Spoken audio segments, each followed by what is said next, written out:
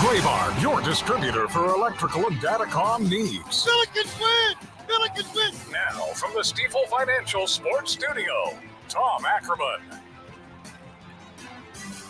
Good morning, everyone, and welcome to another edition of the Sports on a Sunday morning from the Stifel Sports Studio here in Jupiter, Florida. I'm Mike Claiborne, and we have an action-packed show for you today. We've got a lot of things to discuss. We'll tell you a little bit about some baseball. SC Soccer is going to be coming up in just a bit. We'll talk with their managing director. You know, they have a little bit of a different lingo than what we're accustomed to, so we're going to get used to that. We'll also talk some hockey with Luke Korak and get his thoughts on the interesting weekend for the St. Louis Blues as they move their captain. And, you know, when you think about it, how often do you trade a captain? And when you look back at Ryan O'Reilly's time here in St. Louis, obviously a memorable time being a Stanley Cup champion captain, but a very popular player on and off the ice. And I'm sure a lot of people have mixed emotions about that. Maybe for the better as far as getting additional draft choices. We'll see how that unfolds down the road. We'll also visit with Travis Ford. A good game last night, entertaining game. I'm not sure if coaches are always excited about it unless you have one more point than the other guy. But it was a fun game for the Billikens and their fans. They won against a good team in Duquesne, and we'll see where that takes them as they have more action coming up this week. Missouri had a sellout crowd last night in Columbia against Texas A&M. Texas A&M is a pretty good team. They were able to nudge out Missouri last night, 69-60. And Illinois, well, they had a lead. They had a lead at Bloomington. Couldn't hold on to it, and they go down to the Indiana Hoosiers. Indiana's pretty good this year as well. But as I say, pretty good, I have to ask myself the question, who is good anymore? Because I think because of the portal and now NIL being involved, a lot of teams have a different look. So you start to look at the jersey instead of the names on the back as far as who actually can play. And we have so many teams that have transitioned with so many different players. It's really kind of hard to know who's who. And when you think about home court advantage, that hasn't been kind to some teams because everybody's still trying to feel each other out. Although here we are, February 19th. I guess if you haven't figured out who you have by now, you probably aren't good at math. So we'll see what that has in store for some of these teams as they make a stretch run, getting to the conference tournament and also hopefully getting to the NCAA tournament. So we've got that to discuss. And the Battlehawks, how about the Battlehawks? They are in action this afternoon in San Antonio. It'll be their first game since returning to the XFL. So we wish them nothing but the best this afternoon as they have their hands full with San Antonio. And that's all I can tell you about it. As we'll learn about them over the course of time, as I mentioned, we'll visit with the managing director for the St. Louis City soccer team, Luke Vanesteele. We'll have a chance to talk to him and get his thoughts on his team as they finished their preseason last night against Atlanta United.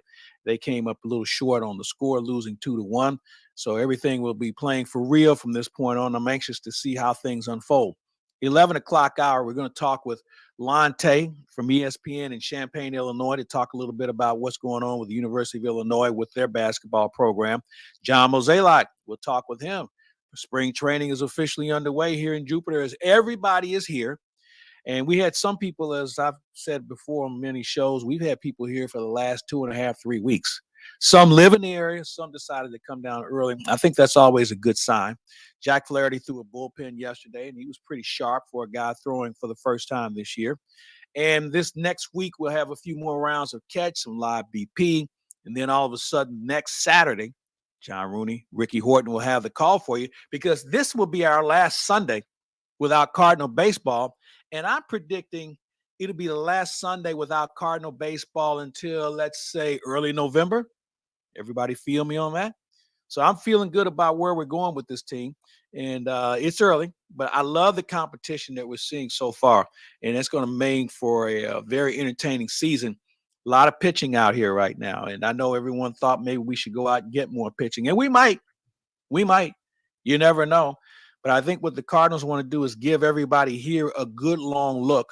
And they'll be able to do that with Wainwright and Michael moving on to the World Baseball Classic. So there'll be some people getting some extra innings.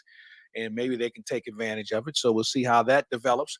And later in the show, Matt Pauley would kind of give you an idea of what took place this past week here in Jupiter. So you don't want to miss that. In case you missed a few things along the way, Matt will have you all caught up before we get out of here this afternoon.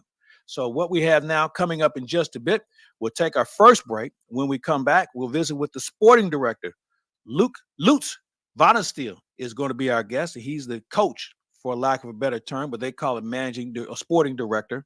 So we'll get used to that here in just a bit. We'll also look forward to having you on the other side of our first break. This is Sports on a Sunday Morning, live from the Stifel Sports Studio in Jupiter, Florida. I'm Mike Claiborne, and we'll be back after we take our first time out. For everything online, it's Odyssey.com. Download the Odyssey app and listen to The Dave Glover Show and all the news, talk, sports, and podcasts that move you. Odyssey, that's AUDACY. Black History Month has officially begun. But if you're looking for uplifting Black stories year-round, check out my podcast, Beyond Black History Month. I'm Famie Redwood, and with this year being the 50th anniversary of hip-hop, there will be lots of stories with all the icons. Hip-hop was something that was just the most creative thing ever because it was just born really out of nothing. Listen and subscribe to Beyond Black History Month on the Odyssey app or wherever you get your podcast from. I think we can all agree the state of the economy right now is far from certain. Whether you believe the economy is temporarily stalled or we are looking at a recession, I think we can agree the outlook for growth is probably quarters, not months away for most of our organizations. When it comes to technology, companies we talk to discuss the rising costs and lack of quality IT staff as a primary concern. At Acropolis, we have a proven process, a better way to help you manage IT. During the last 3 downturns, we have seen some of St. Louis's best companies turn to us for help. If you have 30 or 300 users, we can reduce your overall IT cost, add technical depth and capability without sacrificing your planned strategic technology budget. We can help you protect the business you built, optimize your IT spend, and position your organization for growth. If you have no IT staff or an IT department, we have helped many companies reduce costs while increasing capabilities of your existing team. Or if it makes sense for your business, we can just be the team. Visit us on the web at acropolistech.com for a no-hassle consultation. Protect, optimize, grow. At Acropolis, we're here to help. They're good. Gooder than you can imagine. And you can assure me that they've got it going on. Most of St. Louis thinks so. But my lips are turning blue. Are they fast? My darling, Jerry Kelly can install a new furnace tomorrow, no matter what day tomorrow is, even if we call late night. You are my hero. Technically, Jerry Kelly is your hero, but I'll take it. JerryKelly.com. They're fast and they're good and they got it going on. JerryKelly.com. For a limited time only, First Community is offering an 18-month certificate of deposit on new money that pays a 4.75% annual percentage yield. Unlike some high-risk investments, CDs are fully insured to keep your savings safe, and the return on your investment is guaranteed. Requires a $500 minimum deposit to open and 100% of funds as new funds not currently on deposit at First Community. Call 1-800-767-8880 for terms and conditions. Federally insured by NCUA. We're joined once again by Dr. Colleen Bosler of the Audiology Center. Doctor, let's address the elephant in the room. Over-the-counter hearing aids. Charlie, it's no secret that a cheap amplified listening device has been on the market for years. But what makes these devices different in recent news is that they now can market them as hearing aids. So there is a newfound interest. But it's important to understand that these devices do not have a prescription for the patient's specific loss, which can be dangerous and ineffective. And at the Audiology Center, I love to help people, educate them, get them to know the major differences, and I want to guide them towards what's best for their individual needs. Well, thank you, Doctor. Dr. Colleen Bosler at the Audiology Center. Make an appointment today at 636-441-7470 or simply online at audiologycenterstl.com. Download Upside and start getting cash back wherever you roll. It's like having your own hype man. Get an average of 17% cash back at restaurants. Oh, it's dinner time. Average of 13% on groceries. Get those groceries. 10 cents per gallon average cash back on gas. It's go time. Plus, cash back at participating convenience stores too. Stacks on stacks. Users can earn hundreds of dollars a year, 3 times more than other apps. Upside, show me that money. All right, we get it. Get it. It's easy. Just sign up for the free Upside app and start getting cash back for doing you. Download the free Upside app and use promo code DOYOU for an extra $10 cash back on your first purchase of $10 or more. That's promo code DOYOU for an extra $10 on the free Upside app. Get cash back for doing you with the free app from Upside. Welcome back to the Gray Bar Sports on a Sunday morning. Goldschmidt swings and he hits a drive. He hits a slammer. Gray Bar, your distributor for electrical and datacom needs. Billikens win! Billikens win! Once again, from the Stifel Financial Sports Studio, Tom Ackerman. Close. Not Tom Ackerman, Mike Claiborne filling in for Tom Ackerman today. Tom has St. Louis U women's basketball later this afternoon. I'm here in Jupiter, Florida, where the Cardinals are underway with training camp. Everyone had to report today, but as I mentioned earlier, we had probably of the 40-man roster, 30 to 35 people were already here a week ago. And then when you think about the ones who weren't here, Giovanni Gallegos reported yesterday. And he was the only guy on the 40-man roster that had real influence on the ball club last year. Everybody else was kind of a minor league player from last year who probably didn't get much action. But the gang's all here, and we'll play some catch today, have a bullpen or two. And then tomorrow we'll ratchet it up a little bit and see how things unfold. We're going to be visiting with sporting director Lutz Vonesteel here in just a bit because, you know what? Guess what, folks? All the time we've been talking about our soccer team, our brand new soccer team. We have a beautiful stadium. It's actually going to take place where this team will play their first game next Saturday, and you can hear it on Y98. And let's go to the guest line, and standing by is the sporting director for St. Louis City. He is Lutz Vonesteel. Lutz, how are you, sir? I'm very well. Thanks for asking. How are you? I am doing well. First of all, we have talked to you a few times. You've been in St. Louis for quite some time.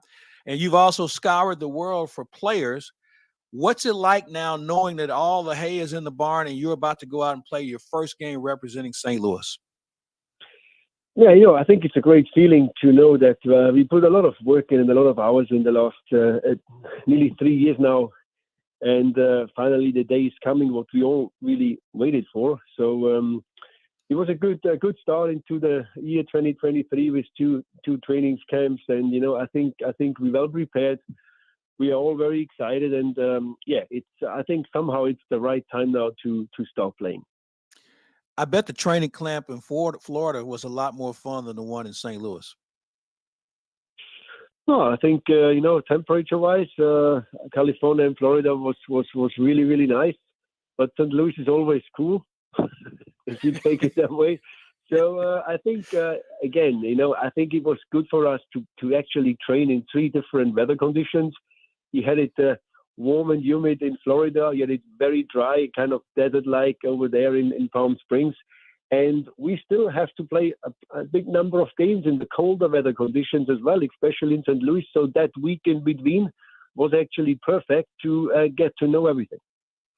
Sporting director for St. Louis City is Lutz Vonesteel. He's our guest. And Lutz, when you think about your team, you scour the globe trying to find players. For people who haven't seen your team yet, and obviously you've had a couple of preseason games, give us an idea what sort of style we're going to see with your ball club.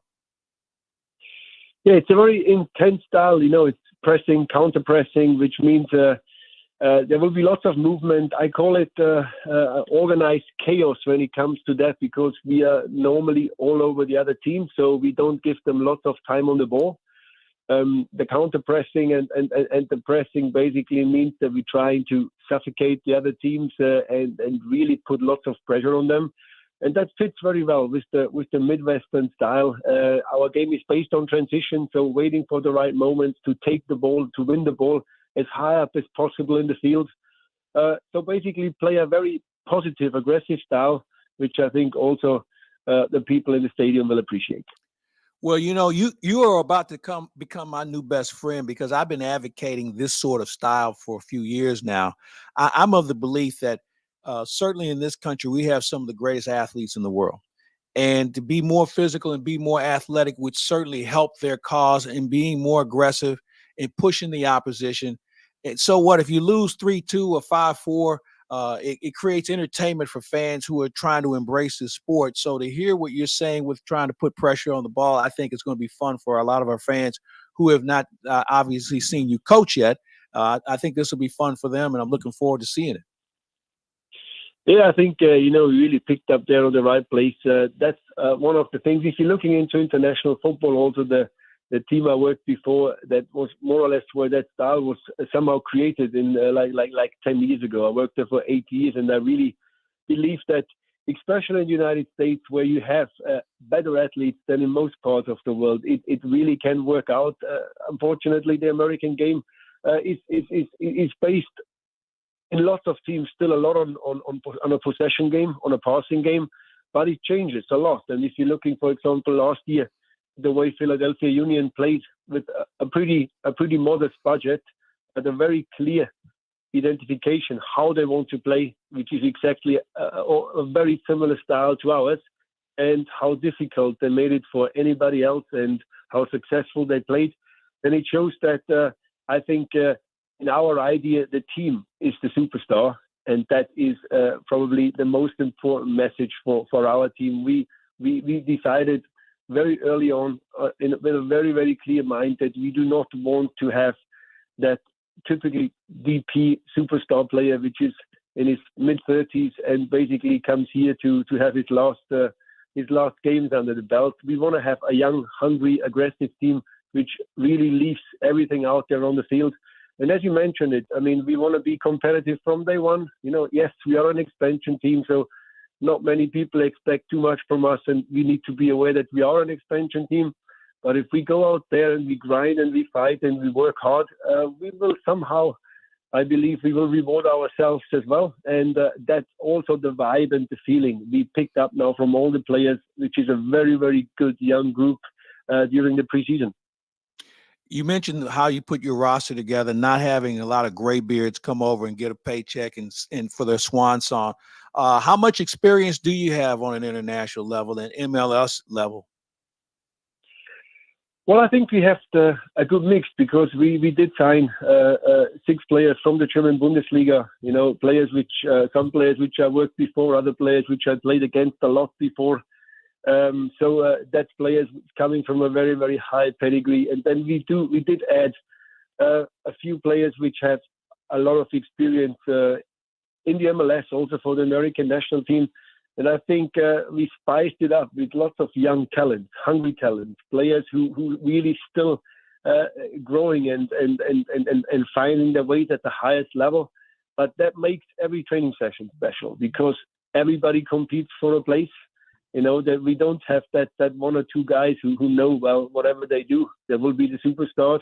So everybody out there enjoys themselves, works hard, puts everything in. And Ronnie Carmel, the head coach, says it every day. Every day you need to prove yourself. Every day you need to work hard. And every day we need to challenge ourselves and getting out of our comfort zone. And that's what we really see every single day on the training field. Well, I know I speak on behalf of a lot of people in St. Louis. We're really excited for the start of this incredible run that you guys are going to have. It's been a long time in the making, and finally it'll get underway next Saturday. And of course, we can hear all the action on Y98 here in St. Louis. Lutz, congratulations on putting this team together, and we look forward to you having great success for a number of years, and more importantly, have fun and enjoy St. Louis. Thank you so much. Thank you, sir. Lutz Pfannenstiel is our guest, and he is the sporting director for St. Louis City Soccer. And as I mentioned, they're in action next Saturday, and you can hear it on Y98. So it should be a lot of fun as professional soccer returns to St. Louis. The MLS, for its first tour of duty in St. Louis, will be right here in our own backyard in a wonderful facility. And I'm sure that they will get great support. I know the tickets went fairly fast when they became available. So let's see if we can keep that run going. I tell you, I think there's like 2 or 3 weekends where the Blues, the Cardinals, and City are all playing at the same time. So you might want to just get a room downtown instead of trying to mess with traffic, and maybe you can catch 2 of the 3 games. Who knows? So we'll see how that unfolds, but it's going to be a lot of fun to have a new team in St. Louis, and hopefully they will be competitive right off the bat. Let's hope so.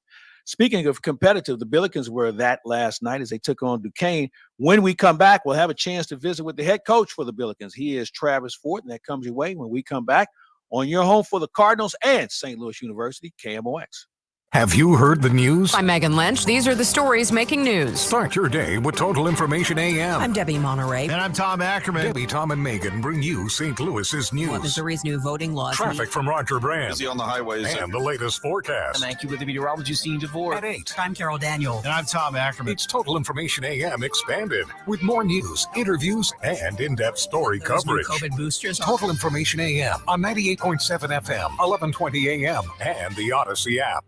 KMOX at your service weekend, sponsored by Air Comfort Service Heating, Cooling, and Insulation. For all station contest rules, go to KMOX.com/rules. When you have an electrical emergency, call Reinhold Electric right away. They answer their phone 24 hours a day to make sure they can get your power on and stay on as quickly as possible. If you are planning some changes, maybe you're doing a remodel or maybe building brand new, Reinhold Electric works with residential, commercial, and industrial. Having a small electrical issue with your house or maybe your electric panel, call on Reinhold Electric to come inspect it. Their number 314-631-1158, online at reinholdelectric.com. Royal Banks of Missouri is your community bank with locations throughout St. Louis, St. Charles, Northeast Missouri, Granite City, and Jerseyville, Illinois. A bank branch is not far away. Royal Banks brings in experienced staff and products and services designed to meet your professional and personal financial needs. Investing in our communities, one client at a time. Call 314-212-1500 today. Royal Banks of Missouri, member FDIC, and equal opportunity lender. Looking for a new home or to refinance your current mortgage? Royal Banks of Missouri wants to be your home buying partner. With a local staff that will guide you through the process, Royal Banks is an experienced mortgage lender that you can trust. There's still time to lock in on a low rate. Call 314-212-1500 today. Royal Banks of Missouri, where better service means better banking. Member FDIC and equal opportunity lender. Cancer can feel like something we can't do anything about, but you can. There are screening tests that can catch cancer early when it may be easier to treat. Begin cervical screening at age 25. At 45, start colorectal and breast screening. At 50, discuss lung screening with a doctor. Find resources for free and low-cost screening at cancer.org/getscreened. This is a public service message from the American Cancer Society. Welcome back to the Gray Bar Sports on a Sunday morning. Goldschmidt swings and he hits a drive. He hits a slammer. Gray Bar, your distributor for electrical and datacom needs. Billikens win! Billikens win! Once again, from the Stifel Financial Sports Studio, Tom Ackerman. Welcome back, everybody. Mike Claiborne in for Tom this morning, and let's get our Billiken talk underway. And, of course, talking with Travis Ford is sponsored by our good friends from Royal Banks of Missouri. And we say good morning to Coach Travis Ford. Coach, how are you? Good morning, Mike. Doing good. Appreciate you having me. Well, I got to ask you something. Did you and the Duquesne coach agree to leave the defenses in the locker room last night? Because it was a very entertaining game. Yeah, you would have thought, that's for sure. Both scored a lot of points, but my goodness, were they hot early. I can't remember last time I played a team that came out and just couldn't miss from the three-point line. But, yeah, I think it was an entertaining game, to say the least. If you were at the game, watched the game on TV, whatever it was, you probably enjoyed that game. It was a fun and exciting game. I have to tell you that when I was watching last night from Florida, I kind of felt like this was the team offensively that I anticipated seeing this year, because, and you and I talked about it beforehand, they check a lot of boxes offensively. Was that pretty close to what you tried to draw up on the board at the beginning of the year? Because you had experience, you had perimeter shooting, you had some guys inside that were able to establish themselves, and the free throw shooting was much better. Was that something you were kind of anticipating eventually happening? Yeah, we scored 90 points. I thought this team could score some points, and we're the leading scoring team in the league, so we have kind of done that. We haven't done it consistently. We've had some really poor nights offensively, but overall, we do lead the league in scoring. And But also, we only made 1 3 last night. We made 1 3-point. They made 15 threes. We made 1 3. Now, that's not what I would anticipate at all, by no stretch. We scored 70 points in the paint. I'll be honest with you, I don't know if I've ever had a team score 70 points in the paint. I don't know if last time I've ever seen a team score 70 points in the paint. I don't think I've ever seen it. Maybe in an NBA game, maybe NBA All-Star game, maybe, but not in a college game. You may see it today. Yeah. Exactly. But no, we were talking about it as a staff. You've been around the game. I've been around the game my whole life. I'm looking at the stat sheet as we speak, and there's a box at the bottom that says points in the paint, points off turnovers, fast break points in the paint. It says 70 points. I've never heard of that. So yeah, to answer your question, Mike, I thought this team could score some points for sure. Not quite maybe like that, but I think we can be a high scoring team when we have consistency. The nights that we don't score, it's usually because we have 2 or 3, 4 guys that maybe they're just having an off night and we just don't make shots, or for whatever reason. Maybe the ball's not moving as well. But yeah, seeing 90 on the board is not shocking. It's just how we got them. If you could talk a little bit about your rotation right now, because you're getting some contributions from some young players on your ball club. Maybe not always scoring, but I thought Larry Hughes Jr. was very good last night defensively. He was great. And that's, the main reason I stuck with him was because of his defense. He has good length. He understands the game. So he understands reads and he's, he's quick. He's tough. And then he brings us another ball handler, which we needed late. But when we've had success, and you can go back and look at it and study. Normally, when we had success, we are getting serious contributions off the bench and guys really coming in and playing well. No different than Larry, Hughes, obviously, or Sincere Parker. Javon Pickett, I don't necessarily call he's a starter more or less. He's just like a starter. But when Javon Pickett plays well, he had 15 last night. He had, I think, 17 the night before, or, the last game we win both games. When he plays well, it seems like we play well. Jake Forster off the bench. When those guys come off the bench and contribute, whether it be scoring, whether it be rebounding, whether it be defense, that's when we've been at our best. Travis, one of the things I talked about at the beginning of the show is how much the portal has had an impact on the game of college basketball, or the game of just college sports as a whole. And I'm of the firm belief that there are some teams that are just now trying to figure out who they are, because we've seen some teams really overhaul their programs. Have you ever seen an adjustment having to be made of this magnitude? And you've been at this for a long time. You've seen a lot of different things when it comes to rules and things of this nature. But I'm not sure if I've ever seen so many schools not know who they are. Now, we know who the name is on the front of the jersey, but we really don't have an understanding of who the names on the back of the jerseys really are. And maybe some teams are starting to figure this out as we get to February 19th. Mike, you make an incredible point. That is a great, great point. And I think you're going to see this year in, every year at this point, year in and year out. The landscape of college athletics have changed more than it's ever changed probably in the last year or two, based upon the portal and NILs and all the other different things, conference realignment, you name it. You can go on and on and on. And I think there's still going to be other changes coming. I think the portal is a especially for basketball and football, it's a drastic change. What you're going to see is exactly what you said.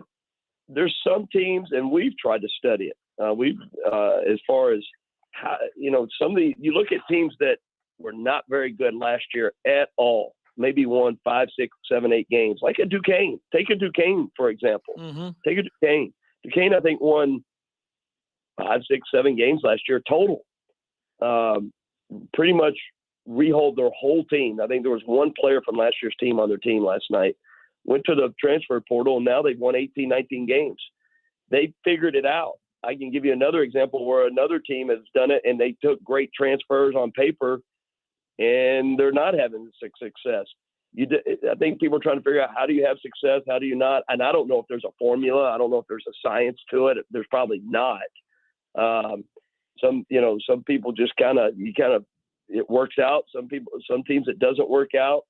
Some teams it takes a long time. As you mentioned, it takes a long time. Maybe if you've taken a bunch of transfers to figure out the system and figuring out each other. I think you're going to see a lot of that going forward of, where, teams that maybe weren't expected to do much. Duquesne was picked at the bottom of, I think, 15th in our league preseason, 15th. Wow. And here they came in last night sitting at like third or fourth in the league, 18, 19 wins. And it's all because of you were able to go to the portal. And it worked. It worked for them. It worked. You look at another team and you wonder, well, why didn't it work for them? I don't know if there's a science to it or not. It's going to be interesting. It's an interesting study. But it's changed the landscape. I know we talk about it as coaches. I talk to coaches, other head coaches, and different people every day. And just like, you just sometimes you just can't, you can't figure out, why is my team not clicking? Why is our team not doing this? Or it's just hard to figure out. Well, I think one of the things I would first look at, and I think this is when coaching, when you start recruiting, you have to keep meticulous notes about a player that you recruited. And the first question is, why is he in the portal? Is it a character issue? Is it a lack of playing time? Is it a transfers of maybe a coach moves on? I mean, there's so many boxes you need to check. But I think I have to look at character first on why he's in the portal. And then after that, you can go from there. But yeah, I think that this year there'll be a lot of think tanks with regard to coaches trying to figure out what the right formula is when you start to get into this portal. Now, with that said, you guys at St. Louis, you made a big announcement this week with regard to your NIL projects that are going to be taking place on campus. Yeah, no question. We've got some really good, some supporters, alumni, some people that really care about, obviously, Billiken basketball. They're putting their time and effort into it, and I can't tell you how much we appreciate it. It makes a difference. It's definitely the world we live in at this point. And I know that group that's put it together has put a lot of time and effort and thought into it. And it's something that you almost have to have at this point if you're going to compete.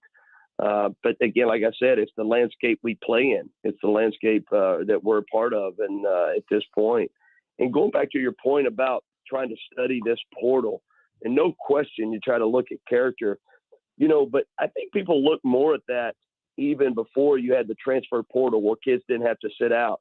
Now kids are going into the portal, for any reason at all. Great kids that may have averaged 16 points a game, 18 points a game at a school. There's all, it's hard to figure out, why kids are going to the portal, as far as it's not just because maybe they're unhappy at a place. Sometimes they just think the grass is greener on the other side, and different things like that. There obviously, as anything, there's these companies now that are studying the portal, putting analytics together and rating these kids that are in the portal and ranking them based on what they believe they're going to do at their next stop, which it's going to be interesting to see how that turns out, if it turns out to be true or not by their rankings. I don't know how you figure all that out, but you're exactly right. You got to have kind of a list. You look at character, what type of success did they have at their last school? Maybe they didn't have success. Maybe they were playing behind an all-conference, first-team all-conference player, and maybe they didn't get a chance to play. And I think you're seeing some of those guys. We have done that. We've looked at teams.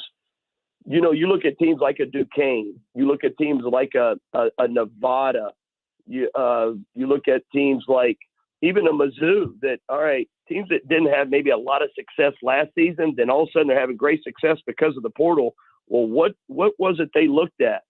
Well, as soon as we do that, we look at, well, they took this kid, they took that kid. Well, so did this other team, and they've won 5 games. You're like, well, they kind of took the same route.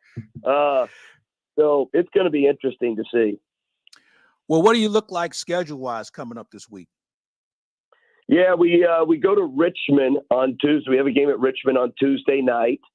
And we all know Richmond's been a really good team in the A-10 for many, many years.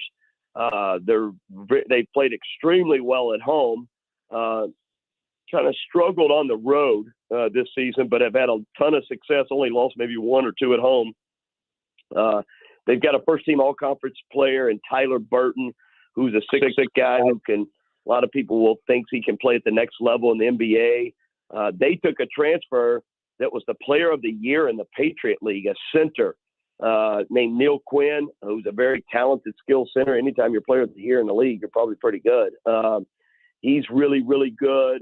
They've got several returning players. So, it's going to be a tough game at Richmond. And then we get to come back home against Loyola on Saturday. A game that, second time we played them. We had a great game with them in Chicago. Had a lot of Billiken fans there at that game. But Loyola's new to the league, and I think they're going to bring a lot to this league. So we come back home next Saturday against Loyola. Well, Coach, let's have some fun down the stretch, get in the conference tournament and roll the dice and see what happens. Stay healthy, and best of luck for the rest of the season. Mike, always enjoy speaking with you. I appreciate it. Thanks a lot. Take care, Coach. We'll see you soon. All right, that's Travis Ford, the head coach at St. Louis University. All right, I know you want to talk some hockey. Don't worry. I've got Luke Korak coming up next, and we have a lot to discuss with him. The Blues making a big trade on Saturday night. They're in action this afternoon as well against the Ottawa Senators. Not so good of an afternoon yesterday against Colorado, but we'll talk with Lou and everything else coming your way with regard to hockey when it comes your way after we return on KMOX. Charlie did not die from an overdose. Charlie was poisoned. Websites and social media selling fake medicines may look legitimate, but they're not. He died in less than 15 minutes after taking the pill.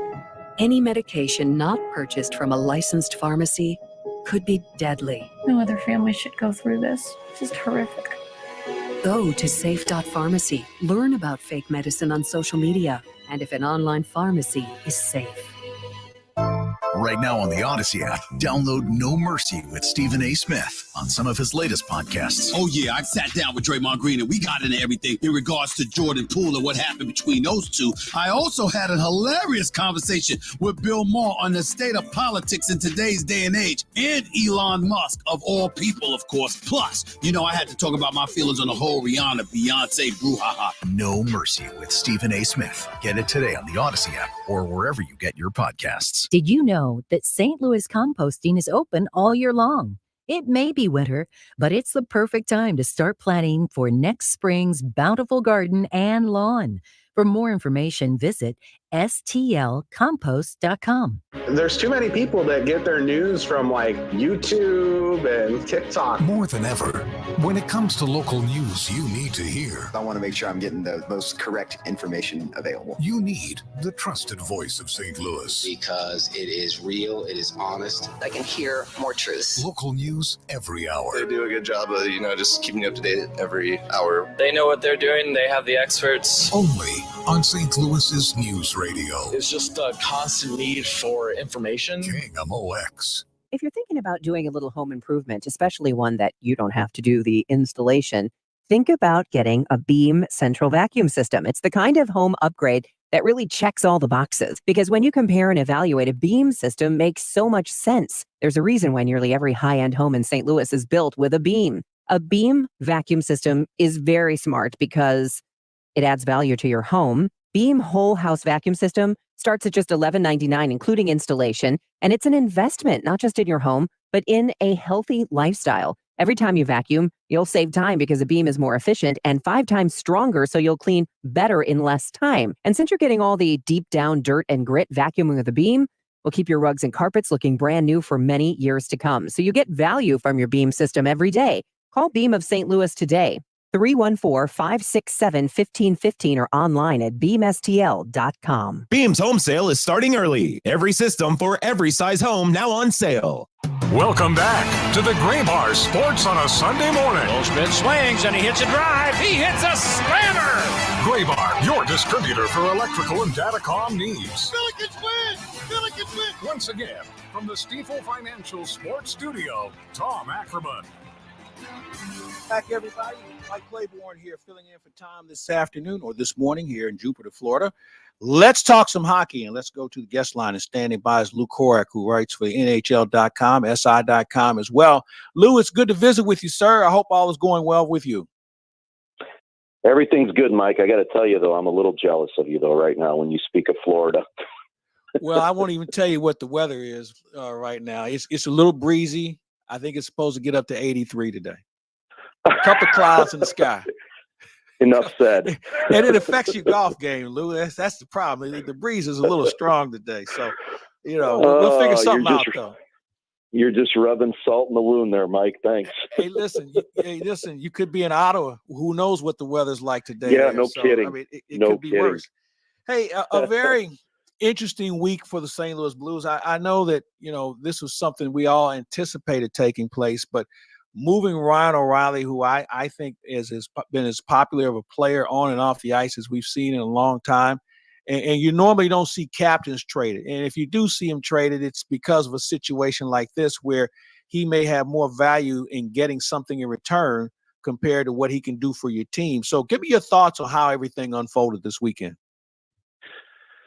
Well, Mike, I mean, I think when it all actually happened, there's kind of that instant shock of, oh my God, it really did happen. You're kind of waiting and waiting for that ball to drop, and then when it finally does, you're like, oh, it really did happen. And I think you hit it on the head, like you just said. I mean, it's an asset. It's an asset that you're not 100% sure that you're going to be able to re-sign, although I believe and understand that there's been interest on both sides to get something done beyond this year, but that's not a guarantee at this point. And, he's a coveted player, and he's been a coveted player. And Doug Armstrong said that, there have been talks ongoing for some time, regarding some of the assets that they have, players that could become unrestricted free agents. And he was one of them. And if you can fetch a minimum, and it was gonna take more, but if you could fetch at least a first round pick,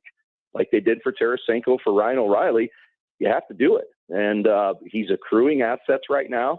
And I think there's a bigger picture here that we're looking at in terms of getting to the off season and getting to the draft and, stockpiling some arsenal here to use for potential trades of whether you're going to try to move up in the draft or whether you're going to use those picks and maybe even some of these prospects to acquire some younger players with term. And I think that's what he's looking for right now. And as much as it pains people in the present to lose somebody as popular as Ryan O'Reilly and somebody that helped bring you your first Stanley Cup, this is the part of the business that people and fans hate to see. But in the grand scheme of things, I think they're doing the right thing here. Yeah, I would agree with you. Ryan O'Reilly was a favorite of mine because up until the injury started to catch up with him, I thought he was the best player on the ice at something for the Blues every night, whether it was face-offs or being a very good defensive player. He was always good for 2 or 3 assists. He scored a goal, and his leadership, I think, was unquestioned. But those things happen. But one of the things I try and remind people of, you're getting draft choices from teams who are going to draft after you in the draft. So you have to be careful on what that looks like. I mean, because I always look at it like, well, these are more second-round picks, because those teams are going to draft behind you. So if you're Doug Armstrong, are you looking to bundle these picks up and try and acquire another player, or are you trying to really just load up with good young talent that can step in and play sooner than later? I think the latter is where he's going with this. I think he's one that's, I don't think he's one that's going to have, and I don't want to say that Doug Armstrong doesn't have patience, because they're used to, the Blues themselves are used to drafting, Mike, and you know this because they've had such success. They're used to drafting in the 20s. So, this is nothing new for them in getting picks in the 20s, but now he's got 3 first-round picks. And depending on where they finish here, chances are they're probably going to have the best of the bunch here. But again, you can take those picks now and try to bundle them together. And if there's somebody that they really like at this draft, they could potentially move up. That's always certainly a possibility. But my belief is he's going to try to use these to try to acquire somebody. And he even mentioned it yesterday, somebody in that 25, 26-year-old range that still has term. And you know him, Mike, he's not a guy that likes to acquire players that on expiring contracts. That's just not in his DNA. We've seen it in the past. And I think that's where they're going to try to target with this, because there's going to be teams that understand that they're in a rebuilding mode and it's going to take multiple years to rebuild, that covet those picks and want to have picks and want to build their teams around really young players. So, and they're going to have some players that potentially have contracts with term, and those are the kinds of teams that I think Doug Armstrong's going to target. Lou Korak with NHL.com and SI.com is our guest here on Sports on a Sunday Morning, KMOX. Lou, you know, one of the things that I think Doug will also stay away from is the term no trade contracts. I mean, they're nice to have if you're a player, but man, they really hamstring you because it gives a player the opportunity to renegotiate when he's about to be on the move. And those things can kind of hamstring you. And I guess in this situation, this was so unique with Tarasenko because seldom have we had players openly say, I want out of St. Louis. Okay. We don't normally see, we hear people who want to come to St. Louis, but to say I want out, which is why I'm at the point where, hey, if you want to go, go. I mean, I'm not going to hold a guy back. And I thought the way it was handled by him throwing people under the bus or his agent throwing people under the bus didn't go well with anyone. So in Tarasenko's case, and then him saying later, well, they never offered me a contract. Well, wait a minute. Didn't you just say you wanted out? So how do you want it? Do you want to stay or do you want to go?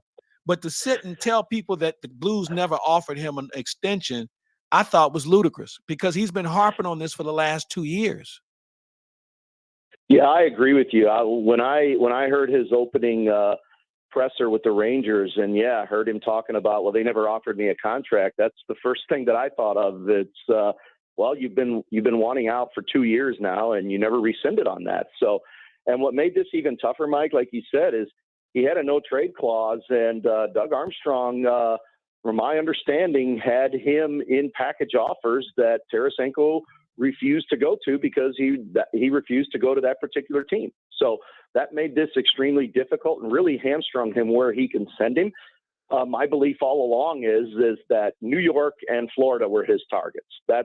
That's where he wanted to land. He got what he wanted, but that's what you get for doing business in this light, where you hand out no trade clauses as well.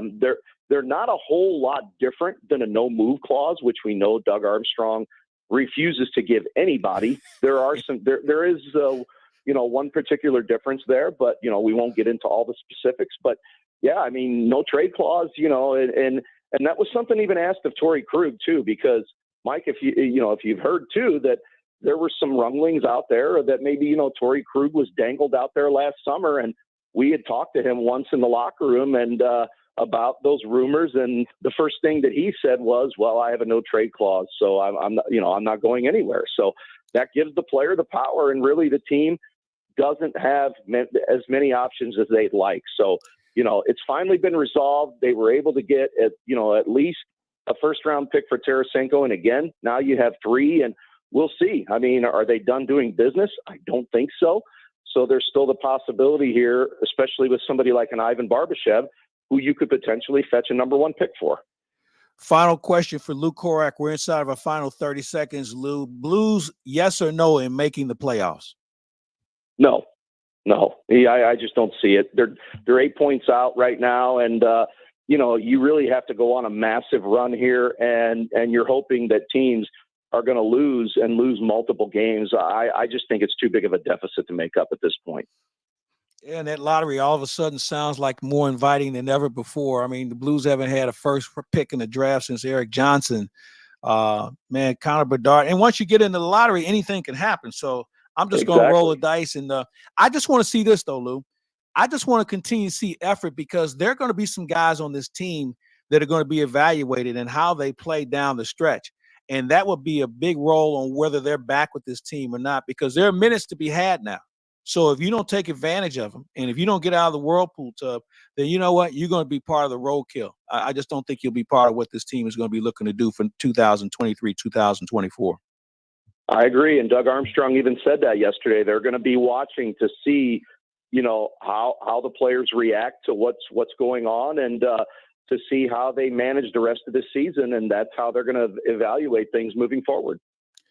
Lou Korak, we thank you for your time, sir. Always good to visit with you and certainly read your work. And let's have some fun with the remainder of the season, and can't wait for the summer to begin, because when that draft rolls around, there are going to be some people rubbing their hands anticipating the Blues making some moves. So we'll stay on top of that, and we'll certainly follow you as well.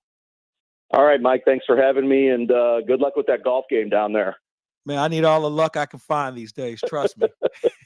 Thanks again, man. Care, Mike. All right. He's Lou Korak. Coming up in the next hour, the 11 o'clock hour, we'll have a chance to talk some Mizzou basketball with Matt Stahl. Also, we'll have a chance to visit with John Mozeliak, and Lon Tay is going to join us as well. And you'll hear about everything going on here in Jupiter, Florida with Matt Pauley. So stand by, folks. The 11 o'clock hour is coming your way in just a bit on your voice for the Cardinals and St. Louis University Billikens, KMOX. Love is in the air. It's a brand new day. Birds are singing duets together. And squirrels are chasing each other across the treetops. Everyone has a twinkle in their eye. Boom, chicka-boom. Don't let junk get in the way. We make junk disappear. All you have to do is point. Call 1-800-GOT-JUNK. And you'll be back to your old self again. We've got magic in our fingertips. And that's why everyone starts dancing. Call 1-800-GOT-JUNK. Or visit 1-800-GOTJUNK.com. The choice of a lawyer is an important decision and should not be based solely on advertisements. No child's life should be cut short. When children were being fatally injured by window blind cords, Underlaw took up the cause. We worked with brave families and took on the manufacturers to have dangerous cords banned. Today, all blinds are made without cords, and countless young lives have been saved. I'm Jim Onder. At Underlaw, we're making a difference, one case at a time. Call Onderlaw Personal Injury Lawyers at 314 or 618 $9 That's 9 all zeros. Need to sell your home, but not willing to play the wait and see game? This is Debbie Monterey with Gloria Liu with Your Home Sold Guaranteed Realty. With Gloria Liu, you have seller options to choose from, including a no-obligation cash offer from one of Gloria Liu's cash buyers. It's simple, straightforward, and in many cases, you can receive a cash offer in less than 24 hours. No more wait and see game. And you can even pick the closing date. With Gloria Liu and her cash offer program, you are always in control. Not ready for the cash offer? No problem. Gloria Liu has a guaranteed sold program that states Gloria will sell your home at your agreed to price and time frame, or she will buy it herself, guaranteed in writing.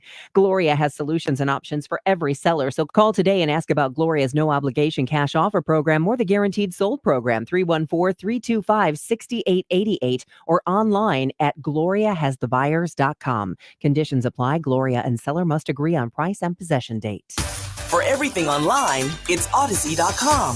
Download the Odyssey app and listen to KMOX for all the news, sports, talk, and podcasts that move you. Odyssey, that's AUDACY. The remarkable story of Frankie Valli and the Four Seasons is one of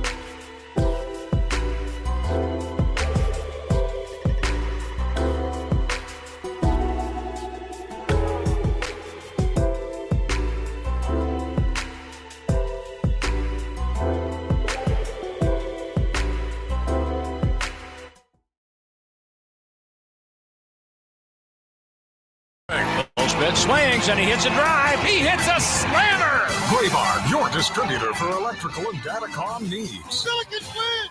Billikens win! Now, from the Stifel Financial Sports Studio, Tom Ackerman.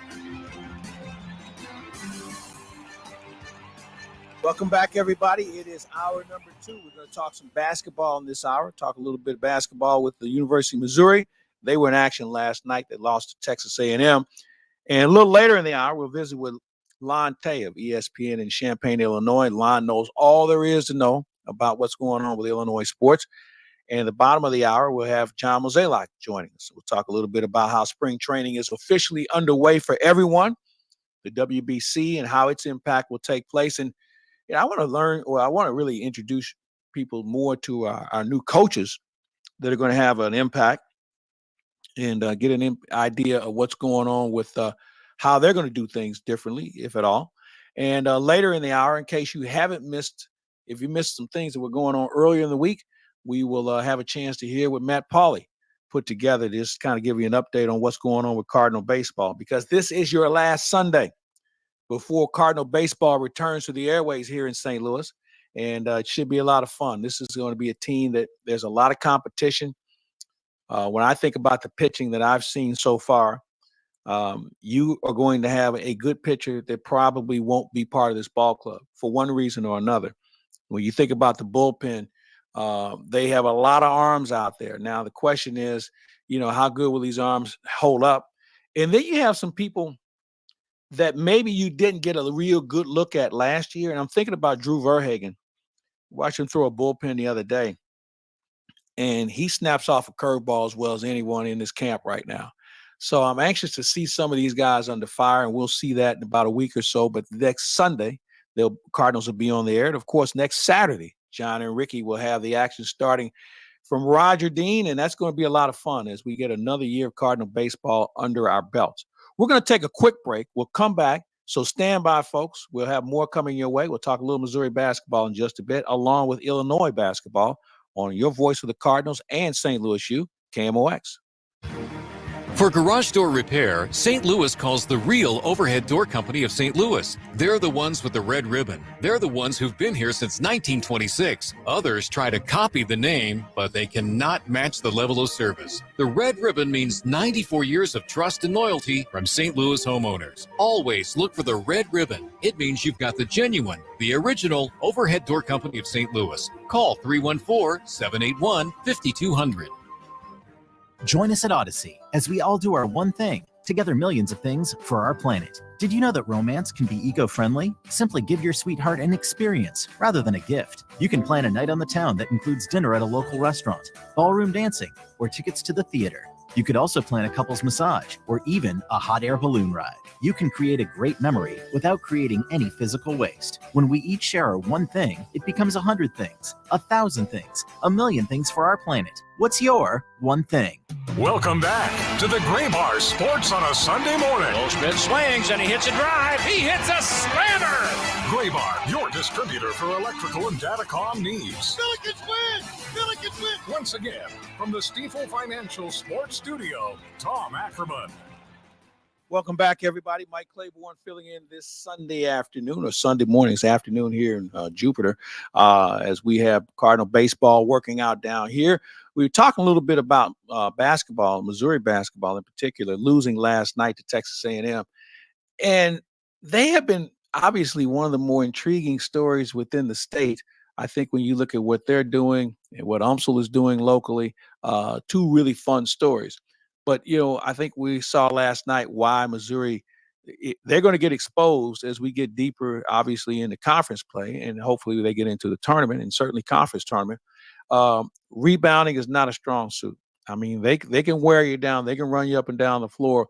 But if they're never going to win a battle of the boards, and that's going to be temporary. I think what we've witnessed already with Dennis Gates and how he's put this team together, obviously he knows he's got to address that issue as far as getting a little bit more size. And as you know, with the portal, it's almost like putting money in a vending machine. I mean, you just drop a couple of quarters in and pull on the knob, and all of a sudden a rebounder may fall out of somewhere. But it's been fun to watch them. They are entertaining. And fans have certainly come back in Columbia. And when you think about it, since that building has been up, I don't know if they've had this many sellouts in one particular season, because if you remember, there was a lot of transition going on and fans just didn't have the interest, maybe because of all the distractions, maybe the fact of lack of talent, and certainly the records didn't help.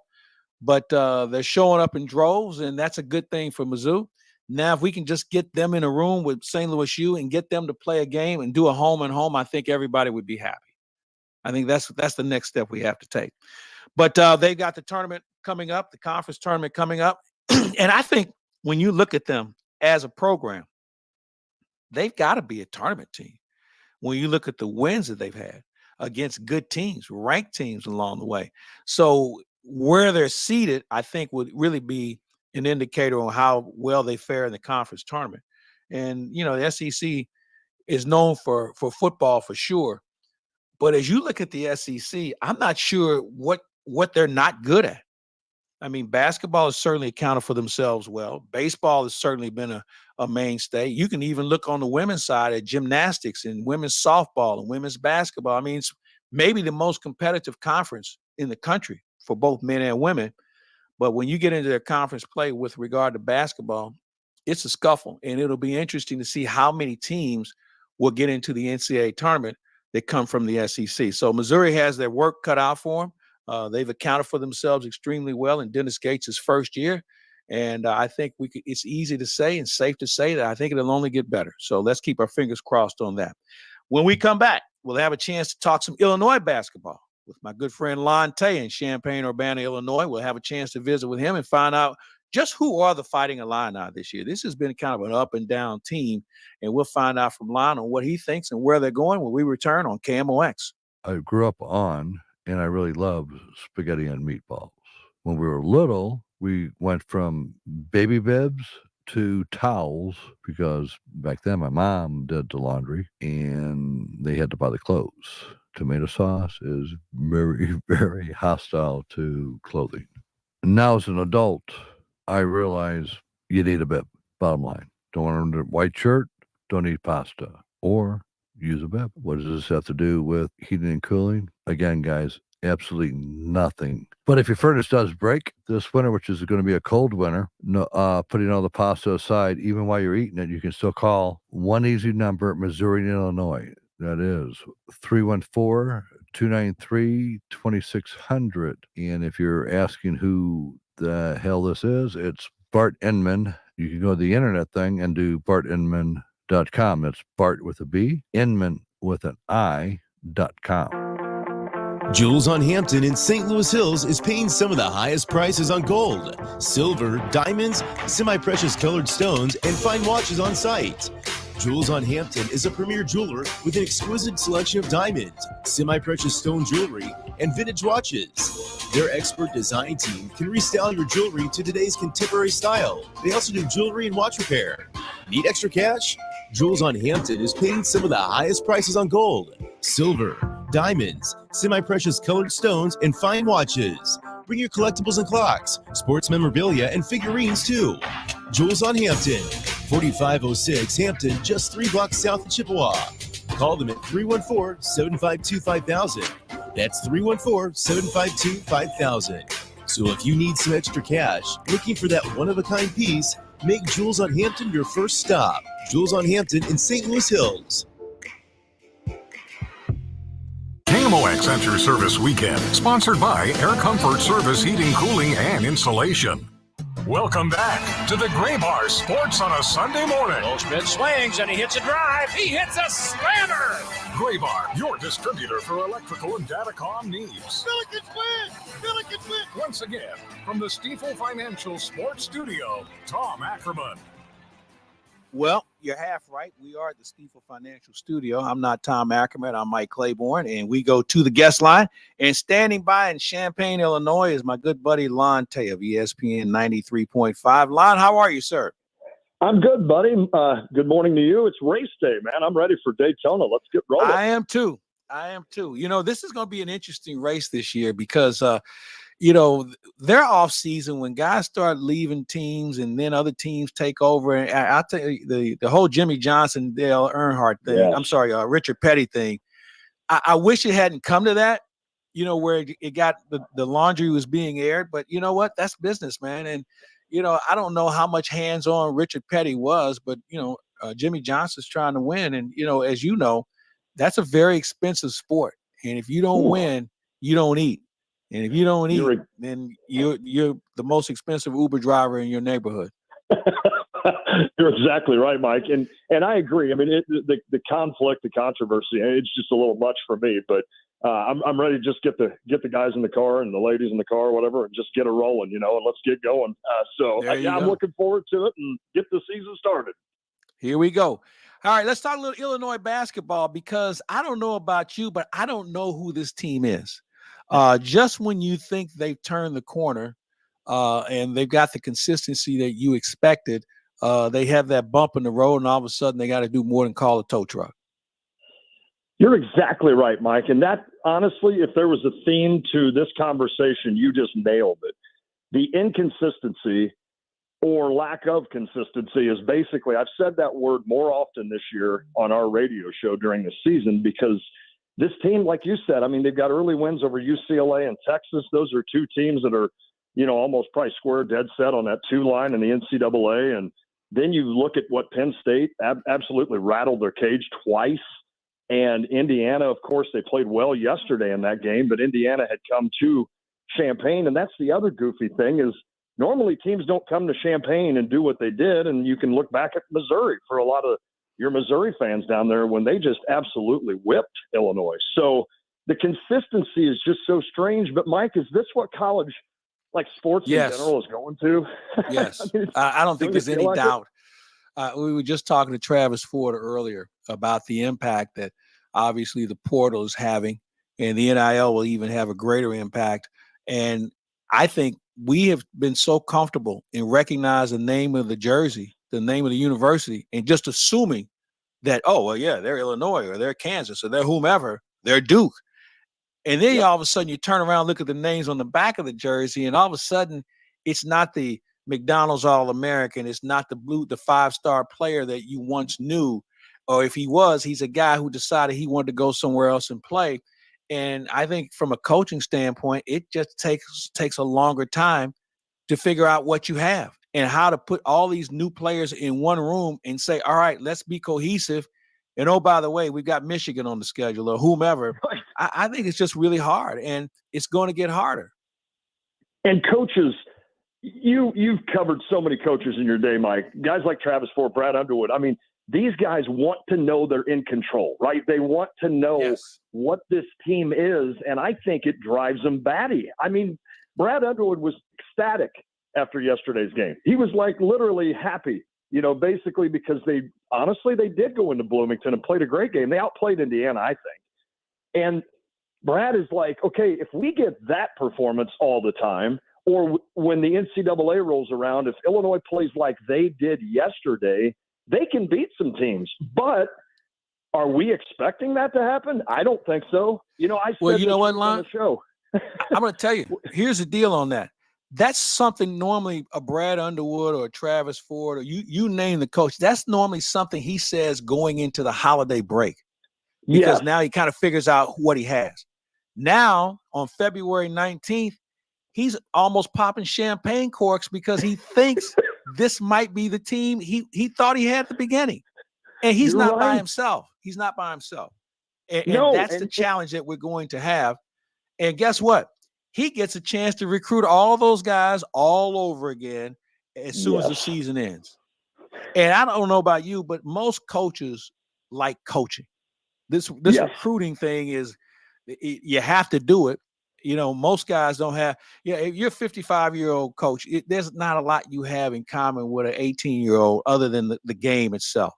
So all the other social issues that come with it, he'd rather just get you on the floor. Let's do some X's and O's. Let's show you a drill. Let's show you how to do this. Let's rebound and play defense. Those are the things coaches sign up for.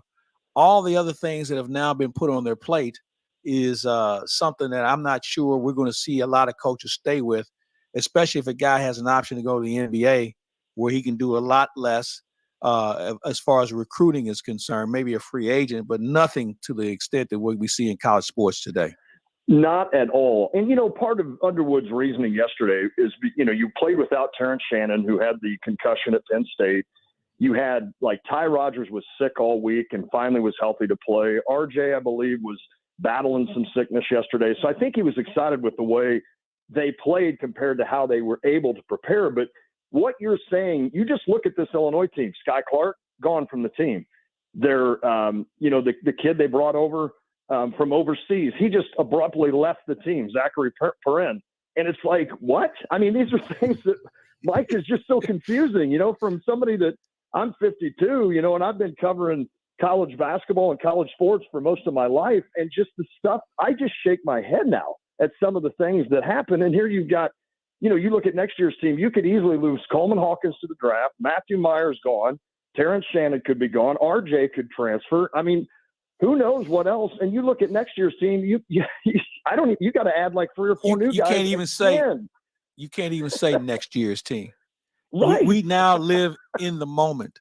Next year, you know what? You have to worry about next year when the season's over with, because you just don't know what you're going to have. All right. This Big Ten, nothing's changing. I mean, there's always some teams that knock each other around. There's always a team that kind of emerges that you say, well, where they come from. And because of the portal, that you hear that said more than often. How many teams do you think can get into the tournament from the Big Ten? Because there have been some teams that have been surprisingly good. And then there have been some teams that have been kind of mediocre to disappointing. And I always circle Michigan and what they have from a talent standpoint. And I really thought Juwan Howard was going to break through this year. There's got to be some nights he wish he could have taken the Laker job. when he was out there. Yeah, I mean, he was a finalist for it. He might have thought of, I'd rather coach LeBron and some of those guys and deal with what I'm dealing with now. But you have some schools. So how many do you think can get in? Well, that's a good question. I wonder how many deserve to be in, to be honest with you. I mean, obviously, I do think Illinois is a team that could go and do some damage in that thing. And of course, Purdue just brings a whole different beast to you when you're trying to face Edey every night at 7-4. I mean, that's a guy that made Kofi look normal when I saw him together. And I'm like, holy crap. And then, the problem with Purdue is they got 2 freshman guards. So how are they going to do when the big lights come on? I think Indiana might be the team that is really, really ready to do some damage. And I hate saying that with me not really enjoying the Hoosiers per se, but they certainly look the part, and Trace is unbelievable. I mean, I could see 7, right, or 8. And I just wonder, the Big Ten hasn't won, Mike, a national title since 2000, with Michigan State. That's a long drought. And I just don't know that you've got a team this year that's going to do it either. And when it comes to locally, like for Illinois, it wouldn't surprise me if that team made a run to the Elite Eight. It wouldn't surprise me if they lost in the first round. I mean, it's just a very strange season.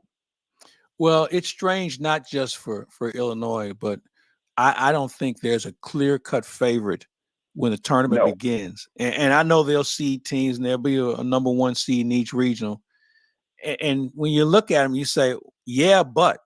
And, I just think that we have to take a step back and ask ourselves the question, is this what we're going to have to get used to for the rest of our lives as far as how this thing is set up? Or will there be some tweaking taking place? Or will we see these conferences, Big Ten or the Power 5 conferences, just pack their bag and walk away from the NCAA and create their own set of rules to make it a little bit more conducive for coaches to be able to coach their players compared to how we see it today? I mean, I think there's a lot of options on the table right now. Without a doubt. And I'm certainly one that I don't sit here and try to stick up for the NCAA by any means, especially as an Illinois fan. They've done some interesting things to that program in the past. But I bet you anything, people at the NCAA are just sitting back in their chairs going, yeah, how fun is it? How fun is it policing this stuff? No, you're right. I mean, I agree. Probably. But you look at North Carolina has a game against NC State today, and if they don't win that, they're probably not in the tournament. It's, Kentucky's on the outside. You look at Ohio State, Chris Holtman, that team usually is good, and they're horrible this year. They look like they've packed it in. There's just some strange – I tell you the one team, and I know it's a reaction from last year that they beat Illinois, but the one team that I really enjoy watching is Houston. And, they have a good coach.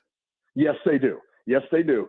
And they just absolutely smother you defensively to where that place in the tournament, right? That plays against any style. And I just think Houston is the kind of team that if you're filling out that bracket, I wouldn't be afraid to have them going pretty far. And I know there'll be a 1 probably, and that's common sense, but I love the way they play basketball. It should be fun. Well, Lon, it's always good to visit with you, my friend. Say hello to all my good friends in Champaign, including the farmer's daughter. I will, and you're coming on soon, I promise. I still want to get with you and talk a little bit of Hall of Fame. I know that's to the listeners. They're sitting there saying, what? But you had a great take on that when you were on your cruise, that Cardinals cruise, and I want to talk some Hall of Fame with you baseball-wise. So we'll get you on, Claibs, I promise.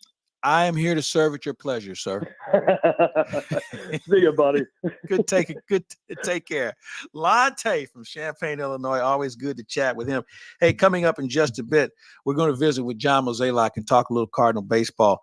As we mentioned, all the players have reported. Spring training is officially underway, although, as I've said before, we've had a number of players who have been here for at least a couple of weeks. We have players who make their home here in the offseason.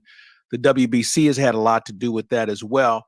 And there's just a lot of things going on. And one of the interesting things, and we're going to talk about a little later this week, is the rule changes and the impact that they're going to have. And just talking to coaches and players, and everybody's just kind of throwing around a lot of different scenarios. And I will predict that we will have more ejections in the first 2 months of the season than we did last year. I will also predict that we won't have this thing settled down until June 1st. I wonder how lenient baseball and the umpires will be to give people a chance to get acclimated to the rules without really trying to enforce them too much. But then again, when you have a clock, when you hit 0, you got to do something. I'm also anxious to see how veteran pitchers react to the pitch clock. And I always bring up Giovanni Gallegos, who was the slowest worker in baseball last year. How does he shave off 18 seconds from his delivery? There's a lot of things that are going to go on that we will certainly get into, but we'll talk with John Mozeliak about a few of those things coming up.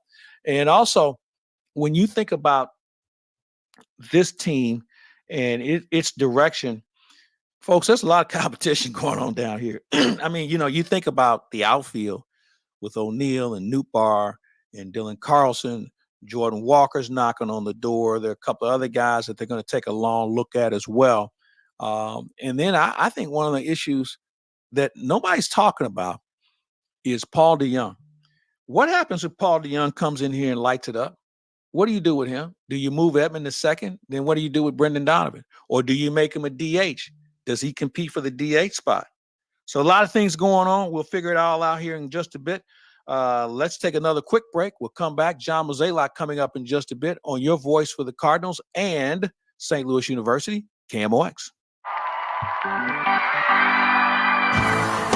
Back when Jerry Kelly played, announcers would say, Matt Kelly came to work with his lunch pail. Which meant he came to work, like his team does every day, which is good news if your furnace fizzles. That's hit hard. Just call 888 8 days a week. Kelly with the easy out. And we'll repair or replace your furnace the very next day. The fast and they're good and they got it going on. JerryKelly.com. A new study says 9 out of every 10 people leave money on the table when they file for Social Security benefits. So if that's one of the things that you might have an interest in, let's sit down and talk about your questions, because I think that's the most important thing that it is out there. It's what questions do you have? I don't have a canned approach. I like to look at it, do a comprehensive retirement plan that fits you. Join Steve All Saturday mornings at 10 right here on KMOX. Hi, this is Steve Butts with the Crawford Butts Insurance Agency.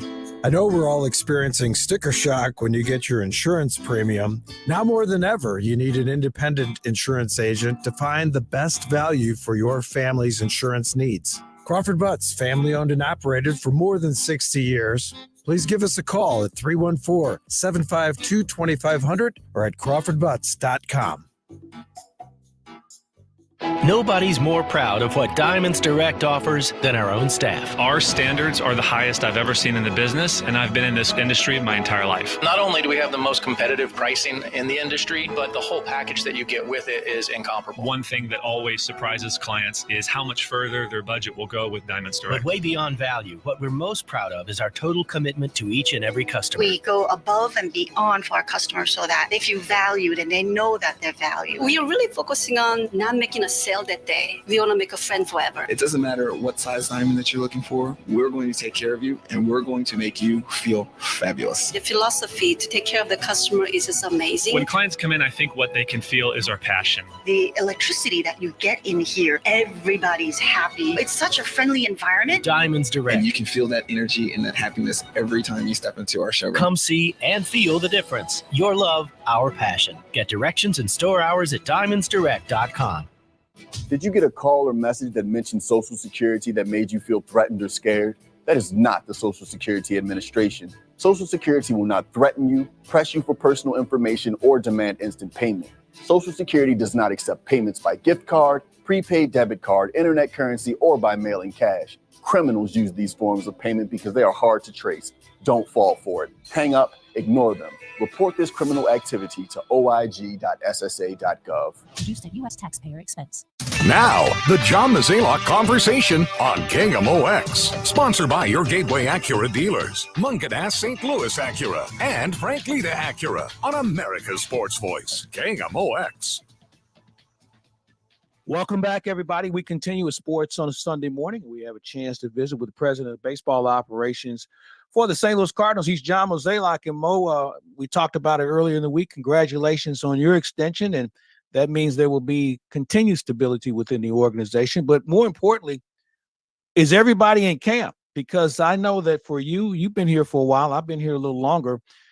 Really, we could have started spring training maybe a week and a half ago, because I would think anywhere from 30 to 35 of your 40-man roster had been here for at least a week.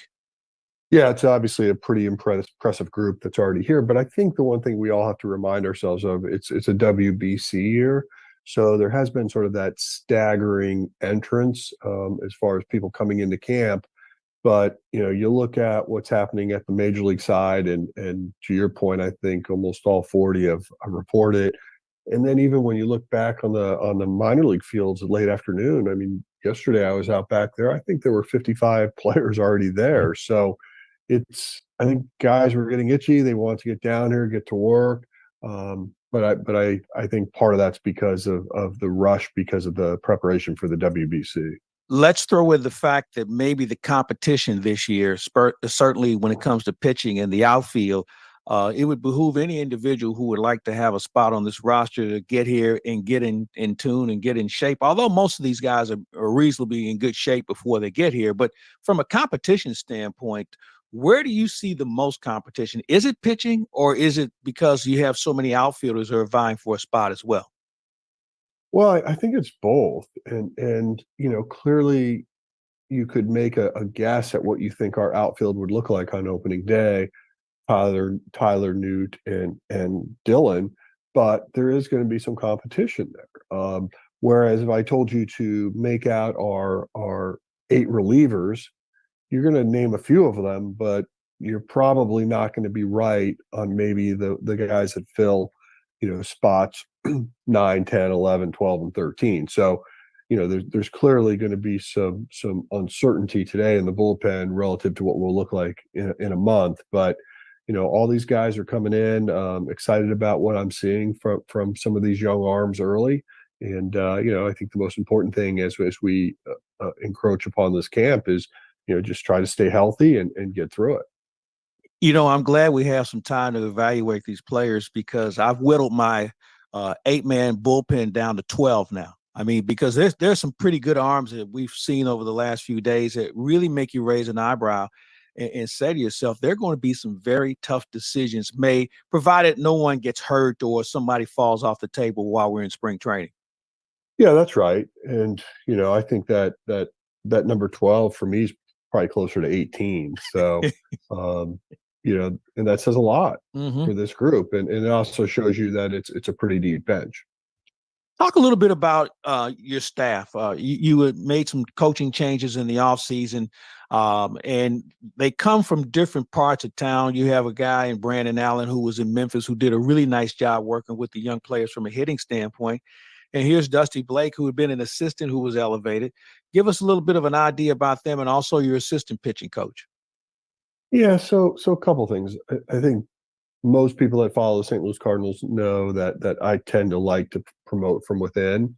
So when you have somebody like a Brandon Allen, you want to give him some form of an opportunity, right? I mean, you spend time at the minor league level, you work hard, you rise up to being the hitting coach at Memphis. At some point, you hope you get an opportunity at the big leagues, and fortunately for him and for us, we were able to provide that. And I'm excited for him because he might not be the most outgoing person in the world, but he's very insightful on hitting. I think he's going to really pair well with Turner Ward. And more importantly, or maybe probably the best compliment I can give him is like hitters like working with him. Yes. And that's great to hear. So I'm excited for BA. You mentioned Dusty Blake. He was somebody that we hired out of Duke University to be really our third pitching coach and more of a strategist. But he has a great understanding of the modern game, understands the tools needed to be successful. I think what pitchers are looking for today. He speaks that language, so I think he's going to be a great fit for us moving forward. And so I'm excited about these new faces. And then Julio Rangel was someone that we brought from outside the organization. And you may say, okay, we didn't have a great internal person. We actually did have a couple guys I think that were really qualified, but a couple of things that I liked about Julio was, one, obviously bilingual, working in the bullpen. I like his background of how he actually got in the game as a mental strength coach. And then, couple that with having success at the major league level in a variety of roles as bullpen and pitching coach. So I think, he's going to be a nice fit for us. And he too sort of understands the modernization of the game. So, you look at these new faces, and I think they're going to be great complements to what we're doing. And probably the last guy we should mention is Joe McEwing, because I think a lot of people recall we hired Matt Holliday to be our bench coach. Early January, he decided that he just wasn't going to be able to do it. But for us to land on our feet and then end up with Super Joe, I mean, it's really good news for us, and brings a lot of energy. He understands the role. I think he's going to be a great key member of our staff, for someone like Ollie, who also is still learning. So just having that stability with somebody like Joe who knows the ropes, I think is going to be really helpful. Well, you hit the nail on the head when you talked about Super Joe and his intensity, his passion. But, he served in a similar role like that. He worked under Tony for a little bit, and he's been around. I just think he was the ideal guy to be that second voice on your staff, and because he has that experience, grew up in the Cardinal organization, but went elsewhere. And I love those guys who can come from somewhere else, Mo, and maybe just add just a little bit more salt and pepper to a pretty good recipe.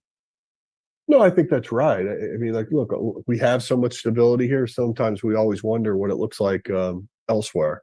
And so to get some people from outside the organization, I do think can always add a little color to what you're trying to do. And I think both those gentlemen will do that for us. To quote a major league executive, what you see now may not be what you see on opening day, and certainly may not be what you see in September. Should we stay with that line?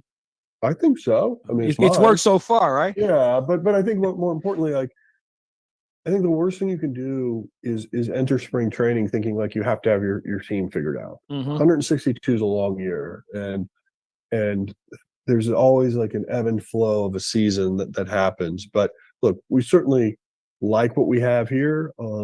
But when we were talking about the sort of the breadth or the depth of our pitching at the big league club as well as Memphis, that just means there's probably going to be some rotation. There's probably going to be some churn, which I think is a healthy thing. So, I do think there's some questions we still need answered. Who's going to be our starting second baseman? What does Paul DeYoung look like?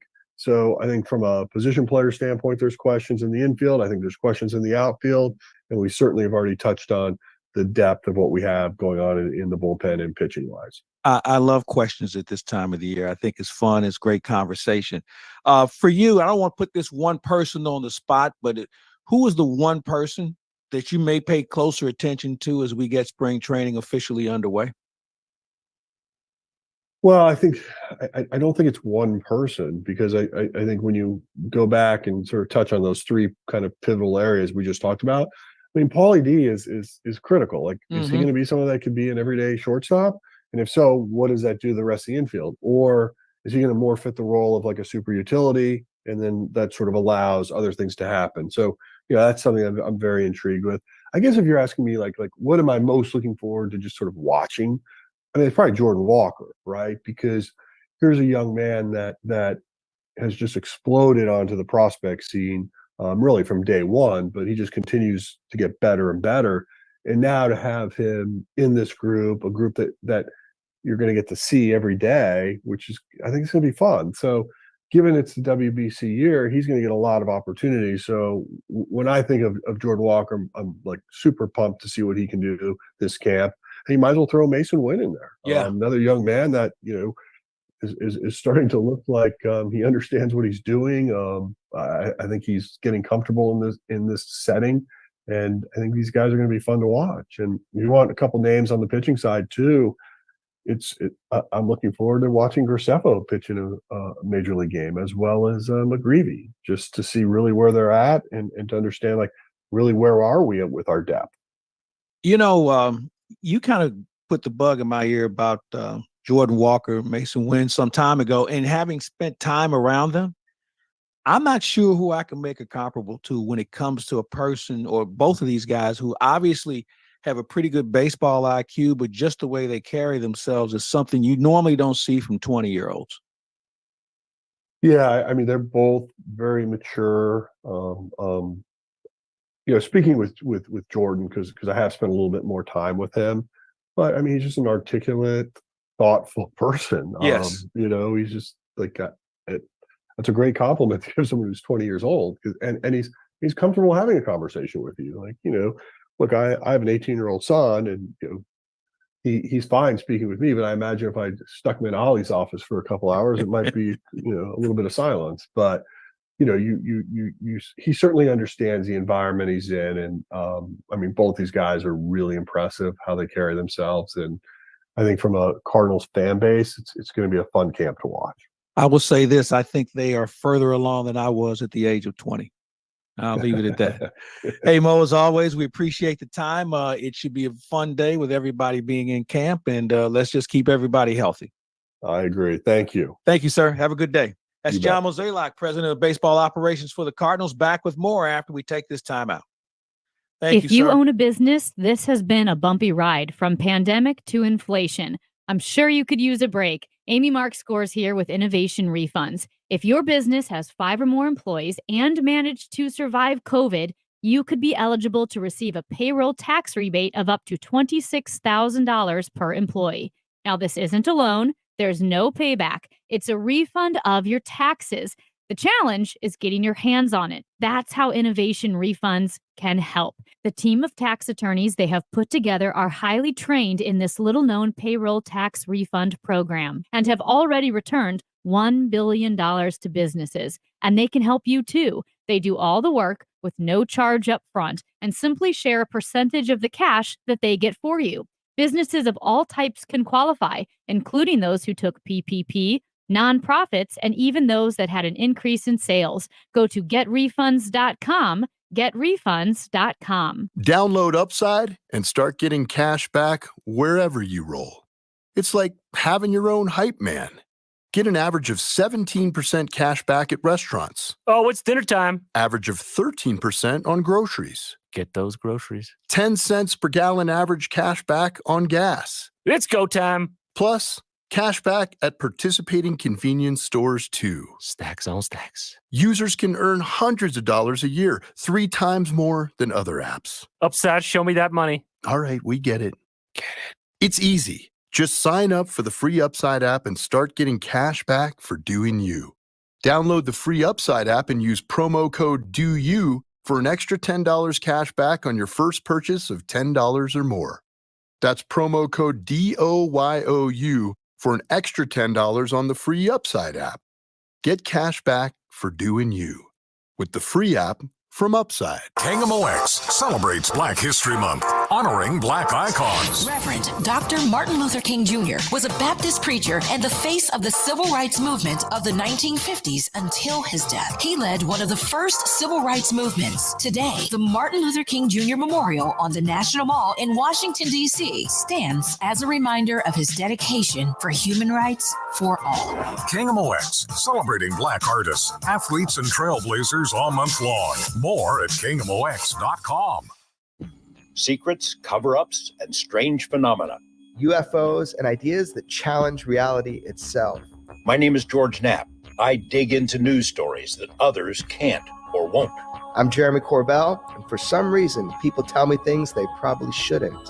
And this is Weaponized. Follow and listen to Weaponized, the presentation of Jeremy Corbell, George Knapp, Dark Horse Entertainment, and Cadence 13 Studios. Available now for free on the Odyssey app or wherever you get your shows. The choice of a lawyer is an important decision and should not be based solely on advertisements. We've all seen the obvious dangers, the sight of countless injuries, but nothing is done about it. Whether it's the light that's out, an uneven sidewalk, or that set of stairs that just isn't safe. At Under Law, we strive not only to get you the money you deserve, but to make sure things change so no one else is hurt.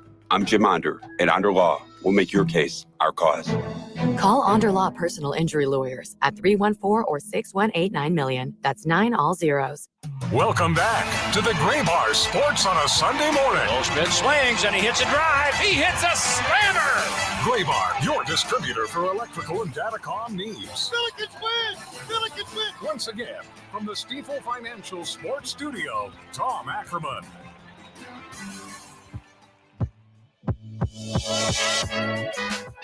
The first week of Cardinals spring training is in the books. Monday was technically the report date for pitchers and catchers participating in the WBC, with the rest of the pitchers and catchers needing to report by Wednesday. Almost everyone arrived early. And speaking of that, tomorrow is technically the first full squad workout, but everyone has already been in camp working for the last few days. Manager Oliver Marmol appreciates that so many guys arrive early. We've always had that. Our guys are super eager to get going every year. A lot of them starting to trickle in once February hits, but there's a big group of guys that have been getting some really good work in over the last couple of weeks down here. We've been able to lay eyes on it, and we're excited as well. The first big news of camp was an extension for President of Baseball Operations John Mozeliak. It's a 2-year extension taking him through the 2025 season. Speaking with reporters, he says part of what he'll do over the next few years is help the next generation of baseball executives in the organization take their next steps in their career. We were thinking of the next few years. I think it's critical that we have a strategy in place and what that looks like. And it doesn't necessarily mean like the who's next, but it gives people more expanded responsibilities in their roles, gives them more opportunity to see how things are done. Perhaps maybe the easiest way to say it is a little bit more of a look behind the curtain on what I do daily. While most did believe that Mozeliak would stay on with the team beyond this season, he admitted that he did need to make a decision on the commitment. I love my job. I love what I do, but there's parts of me that wondered if there was something else I could be doing in my life. And I look back at the last 15 months, and those were some difficult times internally with some things. And overall, Bill and I, we just continued to talk through some stuff. And, ultimately about a week ago, we came to this agreement that it was probably just best I remain where I am, and happy to do it. This week marked the debut of Wilson Contreras as a Cardinal, the biggest acquisition of the offseason. He had already been spending some time at the complex in recent weeks, getting to know some of the pitchers who are also working out there. Contreras also made the decision not to participate in the WBC. Marmol says that decision says a lot. It spoke to his commitment to what he finds important, which is to start to build some of those relationships and establish himself as one of the leaders in that clubhouse. So awesome decision for us, and I'm glad he made it, but there was no convincing this is something that Wilson wanted to do. One of the biggest arrivals to camp was not a player, but a Hall of Fame shortstop. Ozzie Smith comes in as a guest instructor. One of the cool moments was him meeting prospect Mason Wynn, who clearly understood who Ozzie was. Third baseman Nolan Arenado also wanted to spend some time with the Wizard. Marmol is very happy to have Ozzie in camp.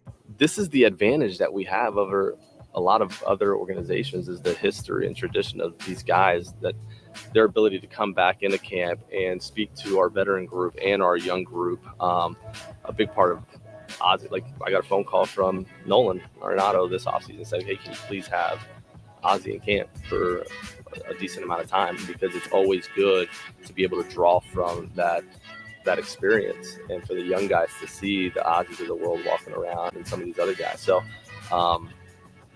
yeah, if it was up to me, he'd be here every day. This camp is unlike any other as the club gets ready for a season filled with rule changes. Bigger bases, no overshift to pitch clock, a limit on how many times a pitcher could throw to first, and more enforcement of balks are among the things that'll be different this year. Marmol and his staff are relying on the minor league coaches who have experienced some of these rules already. We have a meeting tomorrow morning with our AAA staff to go over different strategies that they used or got used against them when it comes to some of these rules, like the pickoff rule. There's decent communication within our big league staff and our minor league staff to make sure that we're not missing anything and how we communicate it to our guys. So, yeah, that would be a big part of our training as well. For the Cardinals to be the best version of themselves this year, there are certain players who either need to take a big step forward or return to a former version of themselves. There's been a lot of focus on pitcher Jack Flaherty, as the team appears to be behind the upper echelon of the National League when it comes to high-end starting pitching.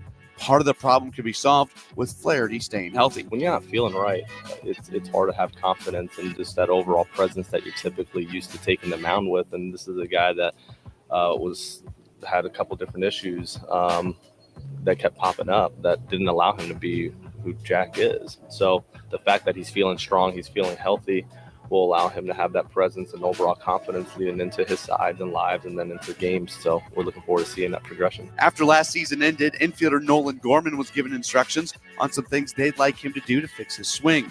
Marmol likes the adjustments he has seen so far. You can work on it all day long. Once you start competing, there's another team across the way and you're facing real pitching. We'll see how it plays. But from a work standpoint, the intent behind what he's doing and how he's coming to camp, Nolan's a great example of that. Like it looks different.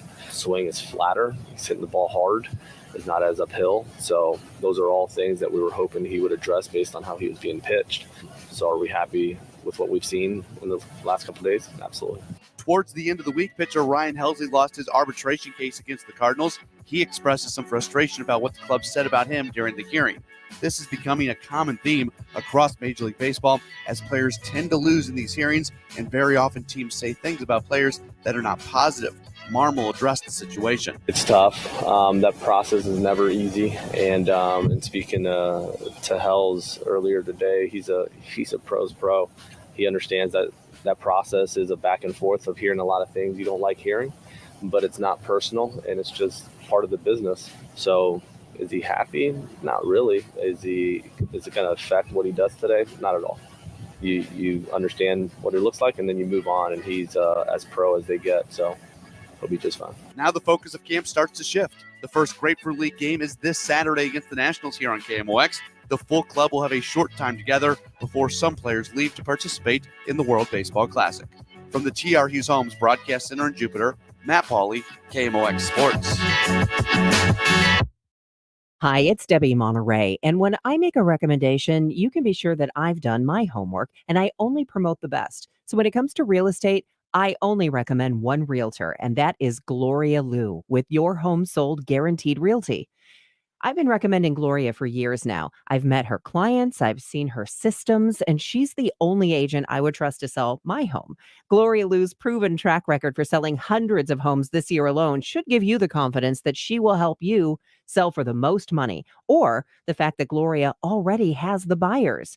Buyers looking to buy right now. That's why Gloria will actually guarantee in writing to sell your home at your price and your time frame, or she'll buy it herself. Call Gloria Liu today at 314-325-6888, 314-325-6888, or you can find her online at gloriahasthebuyers.com. Conditions apply. Gloria and seller must agree on price and possession date. Hi, Kent Newbold for Newbold BMW. Your BMW is worth more than ever before, so don't trust your maintenance to a bunch of amateurs. Come see the factory-trained technicians at Newbold BMW in O'Fallon, Illinois, or at newboldbmw.com.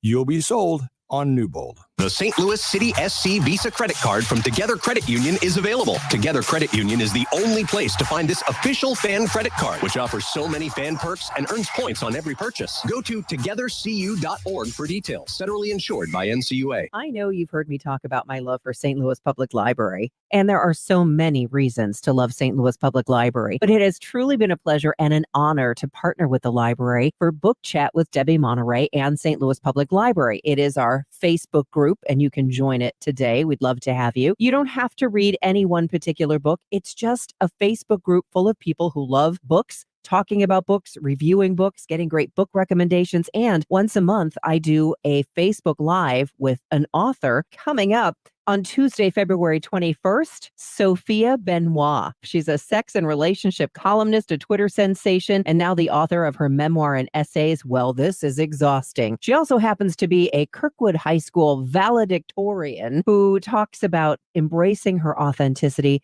and letting go of the need to be perfect. Sophia Benoit will join us on our Facebook group, so join us today. St. Louis Public Library, St. Louis's original search engine, slpl.org. Happy holidays from KMOX. Chloe, put your helmet on. Okay, Dad. You work hard to protect your family, but some risks are easy to miss.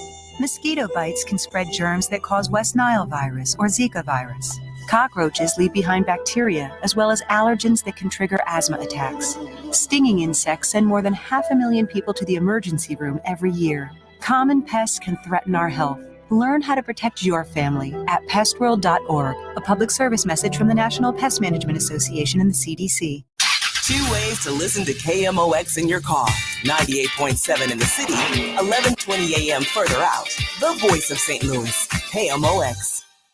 Welcome back to the Claiborne Sports on a Sunday morning. Goldschmidt swings and he hits a drive. He hits a slammer.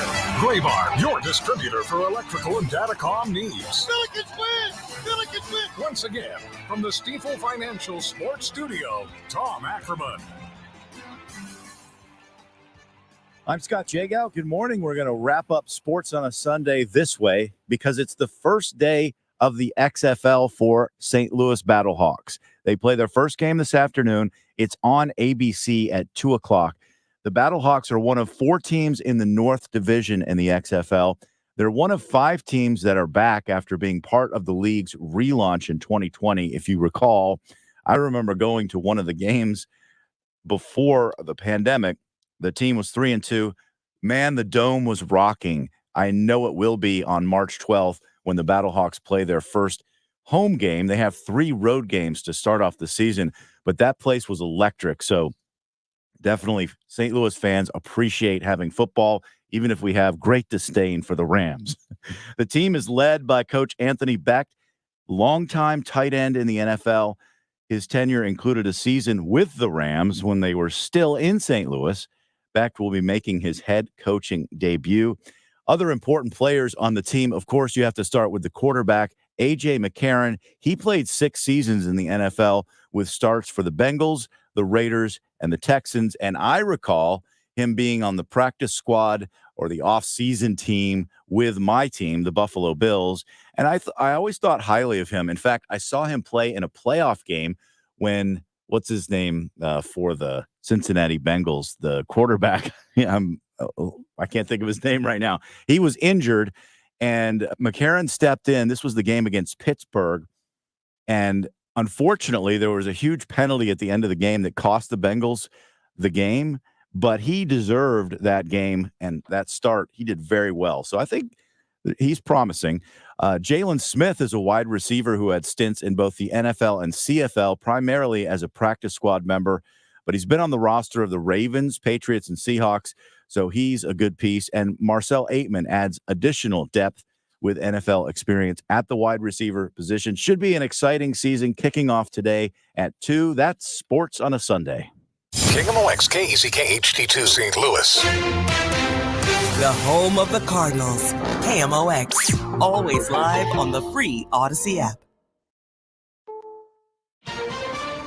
This is CBS News on the Hour, your home for original reporting. I'm Linda Kenyon in Washington. Secretary of State Antony Blinken says Russia has committed crimes against humanity in Ukraine. We will, as always, look at every legal possibility when it comes to going after the atrocities that Russia is committing in Ukraine. The determination that we made, crimes against humanity, is unfortunately starkly clear. Secretary Blinken on CBS's Face the Nation.